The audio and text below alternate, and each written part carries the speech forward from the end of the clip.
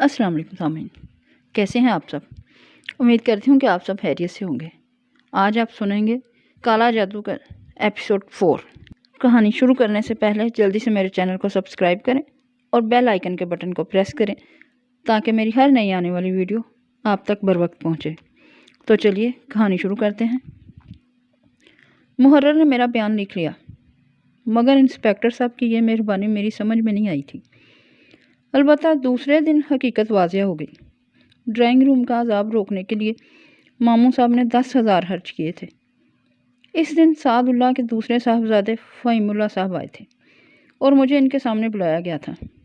Inspector साहब ने कहा, जोड़ जोड़ तोड़ दिया है हमने इसका, मगर इसका कहना है कि इसने होश के आलम में ये सब नहीं किया। मारपीट से कोई फ़ायदा नहीं इंस्पेक्टर साहब, कानून इसे भरपूर सज़ा देगा। आप इसे आइंदा ना मारें। फिर अदालत से मेरा मज़ीद चंद रोज़ का रिमांड लिया गया। कत्ल, और वो भी ऐसे वहशियाना कत्ल के मुलज़म की ज़मानत का सवाल ही नहीं पैदा होता था। अलबत्ता थाने के चंद रोज़ा क़याम में इंस्पेक्टर साहब ने मामू की खूब खाल उतारी। इसके बाद मुझे जेल भेज दिया गया। इस दौरान मेरी ज़हनी कैफियत नॉर्मल रही थी। मैंने अपने हाल और मुस्तकबिल के बारे में भी सोचा था। ये अच्छी तरह जानता था कि मैंने अपने हाथों से अपना घर तबाह कर लिया है। मेरा गुनाह मुझ तक ही रहता तो मैं खुशी से सब कुछ बर्दाश्त कर लेता, मगर सब लपेट में आ गए थे। अब वो लोग मुझे बचाने की कोशिश में रुपया पानी की तरह बहाएंगे और नतीजा जो होगा वो सामने था। दिल खून के आंसू रोता था, लेकिन इस साधु के बारे में मैंने ज़ुबान बंद रखी थी। मुझे खौफ था कि अगर मैंने किसी को इस बारे में बता दिया तो वो भी इस गंदी रूह का शिकार हो जाएगा। मेरा मुस्तकबिल किसी हद तक मेरे सामने आ चुका था। ज़िंदगी का खात्मा, इसके सिवा कुछ भी नहीं। जेल की कोठरी की पहली रात बड़ी अज़ियतनाक थी। रात के 9 बजे एक और कैदी को इस कोठरी में भेज दिया गया जहां मैं था। ये एक अधेड़ उम्र आदमी था जो सूरत से ही गुंडा नज़र आता था। इसने बस एक निगाह मुझे देखा था और फिर खामोशी से अपना कंबल लेकर एक कोने में जा पड़ा था। थोड़ी ही देर के बाद इसके खर्राटे उभरने लगे थे। वक्त गुजरता गया, लॉकअप में भी नींद आने लगी थी। फिर वहाँ के लोगों का रवैया भी बुरा नहीं था, लेकिन यहाँ नींद उड़ गई थी। रात ना जाने कितनी बीत गई। चारों तरफ खामोशी और सन्नाटा था। बस थोड़ी थोड़ी देर के बाद पहरा देने वाले संतरियों के भारी जूतों की आवाज़ सुनाई दे जाती थी। साथी कैदी के खर्राटे दिमाग को मजरू कर रहे थे। जब ये खर्राटे नाकाबिले बर्दाश्त हो गए तो मैं अपनी जगह से उठकर इसके पास पहुँच गया। मैंने इसके शाने को हिलाते हुए कहा, भाई ये खर्राटे बंद करो, मुझे नींद नहीं आ रही है। खर्राटे रुक गए। साथ ही कैदी ने चेहरे से कंबल हटा दिया। वो अपनी चमकदार सुर्ख आंखों से मुझे घूर रहा था और इसके होंठों पर मकरूह शैतानी मुस्कुराहट खेल रही थी। मेरा दिल उछल कर हलक में आ गया। आह, वो वही नापाक साधु था। पहले मदकूक बल्ब की रोशनी में इसका चेहरा साफ नज़र आ रहा था। इसने कंबल हटाया और उठकर बैठ गया। हालांकि पहले मैंने इस कैदी को देखा था, वो ये ना था। मैं घबराकर 2 कदम पीछे हट गया। वो हंसने लगा। फिर इसकी करीब आवाज़ उभरी, कहो मियाँ जी, दिमाग ठिकाने आया या नहीं? तुम जलील कुत्ते, शैतान, यहाँ भी आ मरे हो। मैंने अपने खौफ पर काबू पाते हुए कहा। वो हंसता रहा, बोला, हम कहाँ नहीं जा सकते मियाँ जी, पार लगे हैं, लेकिन तुम्हारी दुम अभी टेढ़ी की टेढ़ी है। तूने आखिर मेरी ज़िंदगी क्यों बर्बाद कर दी? जलील साधु, मैंने तेरा क्या बिगाड़ा है? एक ज़रा सा काम कहा था तुमसे, हमारा काम कर दो, सब ठीक हो जाएगा। अब भी कुछ नहीं बिगड़ा, हमारी बात मान लो, हमें पीर भागन पहुंचा दो, भगवान की सौगंध सब ठीक हो जाएगा। तू गलीज नापाक कुत्ते, इस पाक मज़ार पर जाकर क्या करेगा? यह तुम्हारी समझ में नहीं आएगा। तुम बस हमारा काम कर दो और फिर बड़े मज़े से ऐश करो, जीवन भर दुआएं दोगे हमें। खुदा की कसम, अपने माँ बाप की कसम, मुझे कुछ भी हो जाए, मैं तेरे नापाक वजूद को इस पाक जगह कभी नहीं पहुँचाऊँगा। ये मेरा अहद है। तो फिर हम भी तुम्हें बता दें मियाँ जी, ऐसा हाल कर देंगे तुम्हारा कि मौत भी तुमसे घबराएगी। जो कहें वो करके दिखाएंगे। गलीज नापाक कुत्ते, मैं तुझे फना कर दूँगा, मैं तुझे ज़िंदा नहीं छोड़ूंगा। میں نے اچک کر اس کی گردن پکڑ لی اور اس کے منہ سے دلدوز چیخیں نکلنے لگیں۔ مجھ پر جنون سوار تھا۔ مجھے باہر سنتریوں کی چیخو پکار بھی نہیں سنائی دی۔ وہ اندر گھس آئے تھے، اسے میری گرفت سے چھڑانے کی کوشش کر رہے تھے، مگر اس میں ناکام تھے۔ پھر شاید میرے سر پر ضربیں لگائی گئی تھیں اور اس کے بعد مجھے ہوش نہیں رہا تھا۔ نہ جانے کب ہوش آیا تھا۔ سر پھوڑا بنا ہوا تھا، آنکھوں کے سامنے بار بار تاریکی چھا جاتی تھی، بری طرح چکر آ رہے تھے۔ حواس کسی قدر قابو میں آئے تو محسوس کیا کہ کسی بستر پر ہوں اور پیروں میں فولادی بیڑیاں پڑی ہوئی ہیں۔ گزرے لمحات یاد آنے لگے، سب کچھ یاد آ گیا۔ نہ جانے اس کے بعد کیا ہوا تھا۔ بعد میں تمام صورتحال علم میں آ گئی اور اسے معلوم کر کے کیا بتاؤں کہ اندرونی کیفیت کیا ہوئی۔ وہ قیدی میرے ہاتھوں ہلاک ہو گیا تھا جس کا مقدمہ زیر سماعت تھا۔ مجھ پر ایک اور قتل کا مقدمہ قائم ہو گیا تھا۔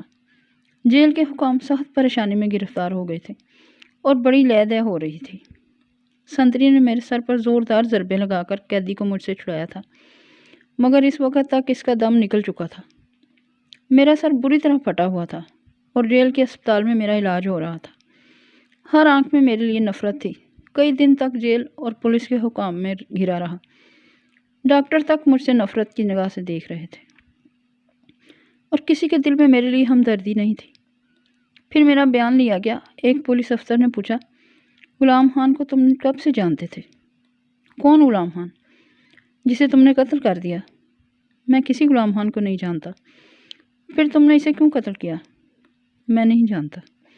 اس سے پہلے کتنے قتل کیے ہیں؟ بیکار باتوں کا میرے پاس کوئی جواب نہیں، میں نے جھڑائے ہوئے لہجے میں کہا۔ سر کی دکھن ناقابل برداشت تھی اور پھر یہاں موجود تمام لوگوں کے ناخوشگوار رویے نے بے دل کر دیا تھا۔ ایک نظر بھی ایسی نہیں تھی جس میں میرے لیے ہمدردی کے آثار ہوتے۔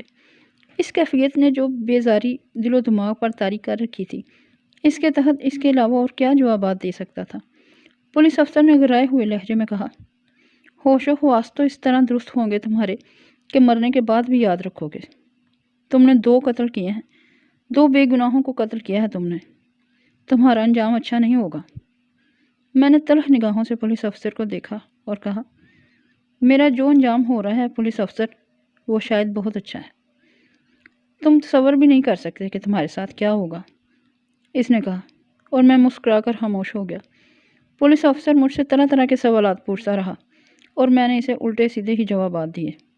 وہ دانت پیستا رہا تھا اور اس کے بعد اٹھ کر چلا گیا تھا۔ باہر طور اسپتال میں تقریباً 1 ہفتے رہنا پڑا تھا۔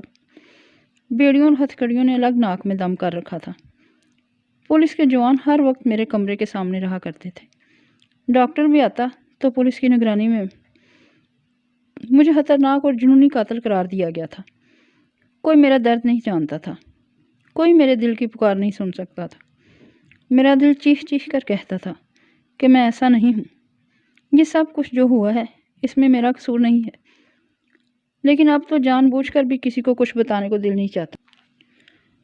بس عجیب سی کیفیت تھی، بہت ہی عجیب۔ اس بار جس کوٹری میں پہنچایا گیا تھا اس میں سوائے میرے اور کوئی نہیں تھا۔ کوٹری کی کھردری زمین پر لیٹتے ہوئے میں نے ٹھنڈی سانس لی اور سوچنے لگا کہ اب کیا ہوگا۔ جو کچھ ہوا تھا اور اس قیدی کو ہلاک کرنے کی جو وجہ تھی وہ میں نے اب تک کسی کو نہیں بتائی تھی۔ بتاتا بھی تو کون یقین کرتا۔ یہ کہانی تو صرف ایک شخص نے سنی تھی اور وہ کسی اور کو سنانے کے لیے زندہ نہیں رہ گیا تھا۔ بیچارے حکیم سعد اللہ، ان کا تصور ذہن میں آتا تو دل پوری طرح دکھنے لگتا تھا۔ ایک نیک آدمی کا یہ انجام جو میرے ہاتھوں ہوا تھا باعث خوشی تو نہیں ہو سکتا تھا۔ منحوس سادھو، کہاں سے تو میری زندگی میں شامل ہو گیا؟ کیا قصور ہے میرا؟ کیا کیا ہے میں نے؟ بس یہی تمام احساسات دل میں رہتے تھے اور دل ٹکڑے ٹکڑے ہو جاتا تھا۔ پھر تقریباً اس واقعہ کے 14 دن بعد مامور اعظم میرے پاس آئے۔ پولیس کے جوان مجھے ہتھکڑیوں اور بیڑیوں میں لیے ہوئے جب ملاقات کی جگہ پہنچے تو میں نے دور ہی سے مامور اعظم کو دیکھ لیا۔ میری آنکھیں شرف سے چھپ گئیں۔ کوئی بھی تو کچھ نہیں جانتا تھا۔ مامور اعظم بیچارے پہلے ہی کی مانند پریشان حال نظر آ رہے تھے۔ عجیب سی نگاہوں سے مجھے دیکھتے رہے، پھر پھوٹ پھوٹ کر رو پڑے۔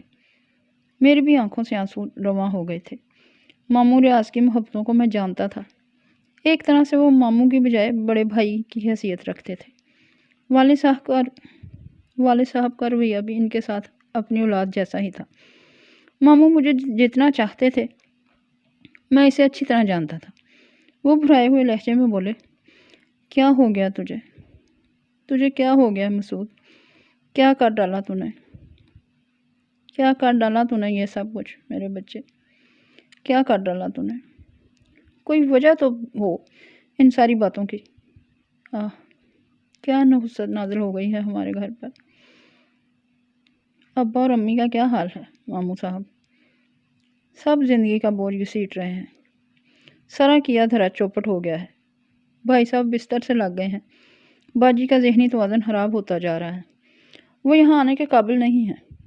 میں تجھے یہ باتیں نہ بتاتا مگر کیا کروں، مجبوری ہے، بتانا بھی ضروری ہے۔ ایک بات کہوں ماموں صاحب، یقین کر لیں گے؟ ان تمام باتوں میں میرا کوئی قصور نہیں ہے۔ میں بے گناہ ہوں ماموں صاحب۔ جو مجھ پر طاری ہو جاتا ہے وہی مجھ سے یہ سب کچھ کروا رہا ہے۔ میں اتنا برا نہیں تھا۔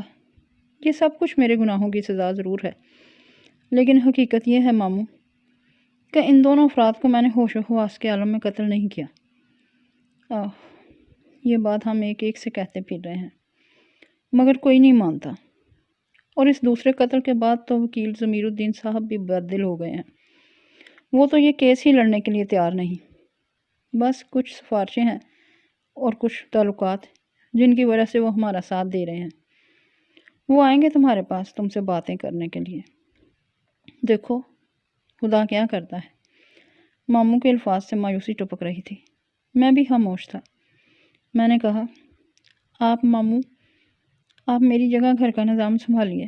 میں تو سمجھتا ہوں کہ اب مجھے پھانسی سے کوئی نہیں بچا سکے گا۔ گھر کی بہت سی ذمہ داریاں آپ پر آ پڑی ہیں، لیکن ماموں ایک بات دل میں لے کر جائیے، امی اور ابا سے بھی یہی کہہ دیجیے گا کہ میں بے گناہ ہوں۔ یہ سب کچھ میں نے عالم ہوش میں نہیں کیا۔ میں اب سب کی قسم کھا کر کہتا ہوں۔ ماموں ریاض بری طرح رو پڑے تھے۔ بس اتنا ہی موقع مل سکا تھا ہم لوگوں کو بات کرنے کا۔ ویسے بھی میں ایک ناپسندیدہ مجرم تھا اور میری وجہ سے جیل حکام کو سخت عذاب میں گرفتار ہونا پڑا تھا، اس لیے میرے ساتھ ضرورت سے زیادہ سختیاں تھیں۔ سنتریوں نے ماموں صاحب کو شانوں سے پکڑ کر باہر دھکیلتے ہوئے کہا، چلو بھائی وقت ختم ہو گیا، گھر نہ بناؤ اسے اپنا۔ وہ لوگ ماموں کو دھکے دیتے ہوئے باہر لے گئے اور میں جالی کے پیچھے کھڑا بے بسی کی نگاہوں سے اپنے پیارے ماموں کی یہ بے عزتی دیکھتا رہا۔ جی چاہ رہا تھا کہ سر ٹکرا ٹکرا کر مر جاؤں، مگر شاید یہ بھی میرے بس میں نہیں رہا تھا۔ سر کے زخم ابھی ٹھیک نہیں ہوئے تھے۔ اگر کوئی اور مجرم ہوتا تو اسے شاید ابھی اسپتال میں ہی رکھا جاتا، لیکن ڈاکٹر بھی مجھ سے خوفزدہ تھے، یہاں تک کہ اب تو جیل کے سنتری تک میری سراہوں کے پاس سے گزرتے ہوئے گھبراتے تھے اور دور ہی دور سے مجھے دیکھتے تھے، یا رک کر ایسی نگاہوں سے مجھے دیکھتے تھے جیسے میں ابھی سنہیں توڑ کر ان پر حملہ ور ہو جاؤں گا۔ کسی انسان کی بے قدری اس کے لیے کس قدر دلدوز ہو سکتی ہے، اس کا اندازہ کوئی صاحب دل ہی لگا سکتا ہے۔ بے بسی کے دن، بے بسی کی راتیں، جیل کی تاریک کوٹری، تنہائی اور نفرت بھری نگاہیں، یہ ساری چیزیں اب میرے لیے تھیں، اور میں اپنے گناہ کو کم نہیں سمجھتا تھا، کیونکہ میں نے لالچ میں آ کر اپنی زندگی کو اصول کے دھارے سے ہٹایا تھا اور بے اصولی اپنا لی تھی۔ جادو سیکھ کر یا سفری عمل کا سہارا لے کر میں اپنے مستقبل کو بنانا چاہتا تھا۔ یہ گناہ میرا تھا اور اس کی سزا بے حد طویل تھی، بے حد طویل۔ کئی بار رو رو کر خدا سے دعا مانگی تھی، توبہ کی تھی، لیکن شاید میں اپنے جرم کو پوری طرح سمجھ نہیں پایا تھا۔ مجھے اپنے گناہ کا پوری طرح احساس نہیں تھا۔ میرے لیے بھی بہت طویل سزا تھی۔ پھر دوسری کہانیاں جاری ہو گئیں۔ ماموں ریاض بے پناہ پیسہ خرچ کر رہے تھے۔ عدالت میں میرا چلان پیش کر دیا گیا۔ مجھ پر دوہرے قتل کا جرم تھا، حکیم سعد اللہ کا قتل اور اس کے بعد ایک قیدی غلام خان کا قتل۔ البتہ میرے وکیل ضمیر الدین صاحب نے اپنی مرضی کے خلاف میری بہت زیادہ مدد کی تھی۔ انہوں نے غالباً کچھ ایسے دلائل پیش کیے تھے کہ جن کی بنا پر مجھے پاگل اور ہپتی قرار دے دیا جائے، لیکن وکیل سرکار انہی لوگوں میں سے تھا جو مجھے نفرت کی نگاہوں سے دیکھتے تھے۔ اس نے جج صاحب سے میرے دماغی معائنے کا مطالبہ کیا اور جج صاحب نے حکم دیا کہ اعلیٰ قسم کے دماغی اسپتال سے میرا معائنہ کرایا جائے اور رپورٹ آئندہ پیشی پر ان کے سامنے پیش کی جائے۔ یہ سب کچھ بھی ہوا۔ میرا دماغی معائنہ کرایا گیا۔ پولیس کے جوانوں کی نگرانی میں مجھے اسپتال لے جایا گیا۔ تقریباً 5 دن وہاں صرف ہوئے۔ میرا دماغی معائنہ کیا گیا۔ طرح طرح کے ایکس رے، مختلف طریقوں سے دماغی تجزیے۔ عاجز آ چکا تھا ان تمام باتوں سے۔ پھر پیشی ہوئی اور میرے دماغی معائنے کی رپورٹ پیش کر دی گئی۔ ڈاکٹروں کا متفقہ فیصلہ جج صاحب کے سامنے پیش کر دیا گیا، جو یہ تھا کہ میں دماغی طور پر ایک تندرست آدمی ہوں اور میرے دماغ میں کوئی خرابی نہیں ہے۔ اس کے بعد 5 سماعتیں اور ہوئیں اور پھر مجھے اس دنیا سے رخصتی کا پروانہ دے دیا گیا۔ سزائے موت ہو گئی تھی مجھے۔ غالباً سب ہی کو اس بات کا یقین تھا۔ عدالتی کارروائی کے دوران جس دن فیصلہ سنایا جانے والا تھا، مامور ریاض کے ساتھ والد صاحب بھی تھے۔ وہیں بے ہوش ہو گئے اور مامور ریاض انہیں سنبھالنے لگے۔ میرے لیے دن کا تعین بھی کر دیا گیا اور اس بار مجھے جیل کی جس کوٹری میں پہنچایا گیا وہ بہت ہی زیادہ تنگ اور تاریخ تھی۔ وہاں وحشتوں کا راج تھا۔ مجھے اپنی موت کا وقت معلوم ہو چکا تھا اور یہ بڑی عجیب بات تھی۔ لوگ کہتے ہیں کہ موت کا کوئی وقت نہیں ہوتا، زندگی کب ختم ہوگی یہ کوئی نہیں جانتا، لیکن کیسی انوکھی بات ہے کہ میں جانتا تھا کہ فلاں دن فلاں وقت مجھے اس دنیا سے رخصت کر دیا جائے گا۔ ان دنوں سوچیں بہت زیادہ جامع نہیں تھی، بس اڑے اڑے خیالات تھے اور ماضی کی کہانیاں۔ یہ غالباً تیسرے دن کی بات ہے۔ میرا بھائی، بہن اور مامور ریاض مجھ سے ملاقات کے لیے پہنچے۔ سب کے سب زارو قطار رو رہے تھے۔ میں نے غصے سے کہا، آپ لوگ یہاں کیوں آئے ہیں؟ میں کسی سے نہیں ملنا چاہتا۔ آپ میں سے کوئی میرا اپنا نہیں ہے۔ کیوں یہاں آئے ہیں؟ چلے جائیے سب لوگ۔ بھائی جان، میری بہن بلک بلک پر رو پڑی اور میں نے اسے خونی نگاہوں سے دیکھا اور بولا، میں کسی کا بھائی جان نہیں ہوں۔ میرا اب اس دنیا میں کوئی واسطہ نہیں ہے۔ جاؤ، اگر مجھ سے اپنا کوئی رشتہ رشی سمجھتے ہو تو میرا صرف ایک کام کر دینا، وہ یہ کہ اماں اور ابا کا خیال رکھنا۔ میں نے ان لوگوں سے منہ موڑ لیا اور وہ سب روتے اور بلکتے چلے گئے۔ میں تو اب ان لوگوں میں سے تھا جن سے دنیا چھین لی جاتی ہے، اور اب تو مجھے سارے باتیں بیکار لگتی تھیں۔ میں رات کو زمین پر لیٹ گیا۔ دوسرے دن پھانسی کی سزا ہونی تھی۔ سنتری مجھے عبادت کی تلقین کرتے رہے۔ آج پہلی بار میں نے ان کی آنکھوں میں ہمدردی کے آثار دیکھے تھے۔ ایک سنتری نے مجھ سے کہا، بابو، عبادت کرو، اللہ کے حضور جا رہے ہو، جو کچھ کر کے جا رہے ہو وہ اچھا نہیں تھا، لیکن توبہ قبول ہو جاتی ہے۔ میں نے اسے کرہت نگاہوں سے دیکھا اور دوسری طرف رخ کر لیا۔ صبح قریب آ رہی تھی اور اس کے ساتھ ہی اعصاب میں ایک کھچاؤ پیدا ہوتا جا رہا تھا۔ ذہن میں تناؤ پیدا ہو گیا تھا۔ سنتری آئے، انہوں نے مجھے کوٹری سے نکالا، دونوں ہاتھ پشت پر باندھے اور مجھے شانوں سے پکڑ کر لے چلے۔ ایک ایک قدم منو وزنی لگ رہا تھا۔ ہر قدم پر یہ محسوس ہوتا تھا جیسے کوئی گہرا گھڑا ہے جس میں میں جا گروں گا۔ شانوں پر شدید دباؤ محسوس ہو رہا تھا۔ پھر دفتن کسی نے میری گردن پر گدگدی کی اور میں چونک پڑا۔ سنتری مجھ سے دور تھے۔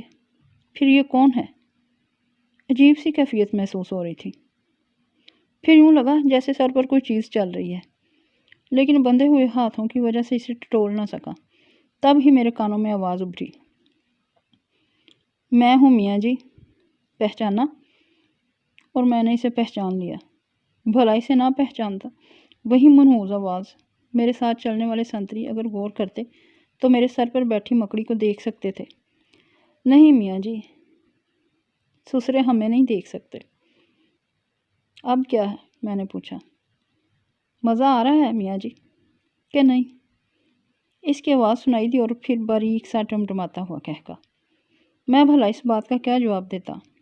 پھانسی ہو جائے گی اب تمہیں، مر جاؤ گے۔ دیکھا تم نے، کہا تھا نا میں نے۔ میں خاموشی سے قدم بڑھاتا گیا۔ زندگی بڑھیا ہے یا موت میاں جی؟ بولو، جینا چاہتے ہو یا مرنا؟ میرے ذہن میں چماکا سا ہوا۔ میں بولے بغیر نہ رہ سکا۔ اب بھی زندہ رہنے کا کوئی امکان ہے؟ کیوں نہیں ہے؟ ہم جو ہیں۔ اب تم کیا کر لو گے؟ اب میری موت کتنی دور ہے؟ میں نے کہا اور وہ پھر اپنی مکرو آواز میں ہنسا۔ تم بات تو کرو میاں جی، ہم کیا کر لیں گے یہ تو بعد میں ہی معلوم ہوگا، اس نے کہا۔ کیا بات کروں؟ ہمارا کام کرو گے؟ دیکھو میاں جی، تمہارا راستہ کوئی نہیں روکے گا، تم وہاں جا سکتے ہو جہاں ہمیں جانا ہے، آنکھیں بند کر کے چڑھتے چلے جانا مزار پر، اور پھر ہمیں وہاں رکھ دینا، اس کے بعد دیکھنا زندگی کے مزے۔ مگر وہ پاک مزار ہے اور تو گندا عمل، اب بھی پاک نہ پاک کے چکر میں پڑے ہو، مرضی ہے تمہاری۔ سن کمینے غلیظ سادو، میرے ساتھ جو کچھ ہو چکا ہے وہی اتنا ہے کہ میں دنیا سے بیزار ہو گیا ہوں۔ یقیناً میرے گناہ اتنے ہوں گے کہ میری یہ انتہا ہوئی۔ اب اس آخری وقت میں تیرے سامنے یہ ناپاک اقرار کر کے اپنا ایمان نہیں کھونا چاہتا۔ موت میرے سامنے ہے، اب مجھے کسی اور چیز سے دلچسپی نہیں ہے، میں تھوکتا ہوں تجھ پر۔